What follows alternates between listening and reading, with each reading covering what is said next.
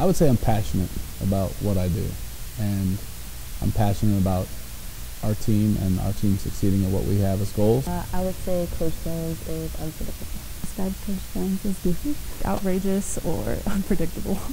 Whether he's outrageous or unpredictable, Waynesburg University women's basketball head coach Sam Jones brings his passion to the court. His players describe him as a balance of silly and serious, a combination that has provided success for him in his past 4 seasons with the team. He's just like, he knows just when he needs to be serious, and he knows when he needs to be able to pick us up and tell us all right, give it to us, not be so serious. But he knows when it's time to come,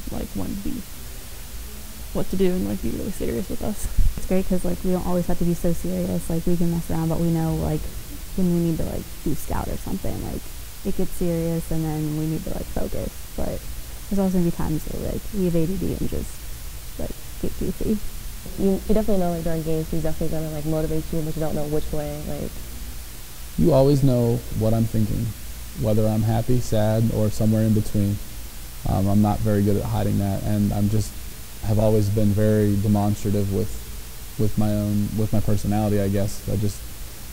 I am who I am, and here I am. That demonstrative coaching style can be seen not only on the bench during games, but at practices and in the locker room, and it has definitely made an impression on the Lady Jackets this year.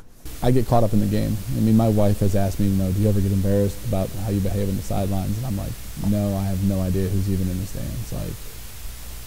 I'm in the game, I'm in the moment, and yeah, I am who I am. We kind of look forward to him in the locker room. You never know if he's gonna pull a glove out and punch a locker, or get you pumped up, or he's gonna tell a joke to get you ready for a game. So you just never know, but you just know if he's always ready to play just as much as we are. When we played St. Vincent, the one time he came in and we had this whole game plan before of how we were gonna do this, and then he was talking to the assistant coach, and they were like, "Oh, you guys play so well, boss." He came into the locker room and was just "Forget what I said before. We're gonna beat us, play like us," and just they're the big dry race board across, and we were all pumped up about it. It was the best pregame speech ever. Well, when I transferred here, he said that when I got here, he would do a cartwheel for me, and he did. That is true. Well, on a scale of 1 to 10, I would say at least a -4. Man my size should not be doing cartwheels, but I thought that the effort was good, so. Not only has Coach Jones made an impression on his team, but also on the other coaches in the President's Athletic Conference, which made him last season's choice for PAC Coach of the Year. I think the greatest thing for me about that was it's picked by my peers, the people that I coach against twice a year. And I think it's just very humbling because we have some astronomically good coaches in this conference. And for them to bestow that honor on me it felt really nice. Being a head coach wasn't always in the plan for Coach Jones. At a very young age, he inherited his first coaching job that allowed him to continue his work with the game he loves. I was very fortunate to get into coaching early on. I loved the game of basketball, and I didn't go to university right away out of high school, but I was able to get an assistant coaching job at the age of 20 at a high school, and then the head coach left halfway through the year, and I became the head coach. So it just allowed me to stay around the sport and feed that competitive drive that I have. I just did my best, which wasn't very good because I didn't know anything. And it was difficult at times because, I was 20 and the seniors on my team were 18-year-old guys, so obviously we weren't very different as far as what stage of life we were in.